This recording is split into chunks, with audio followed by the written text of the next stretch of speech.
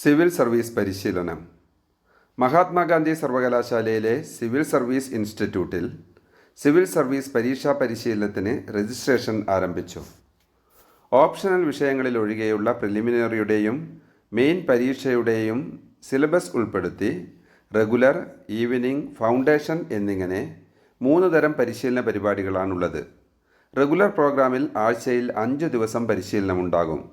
Degree വിജയിച്ചവരെയാണ് പരിഗണിക്കുന്നത്. Evening പ്രോഗ്രാമിൽ ആഴ്ചയിൽ 5 ദിവസം ഓൺലൈൻ പരിശീലനമാണ് നൽകുന്നത്.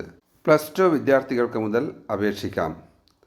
ശനി ഞായർ ദിവസങ്ങളിൽ ഓൺലൈനിൽ നടത്തുന്ന ഫൗണ്ടേഷൻ പ്രോഗ്രാമിൽ SSLC വിജയിച്ച വിദ്യാർത്ഥികൾക്ക് പങ്കെടുക്കാം.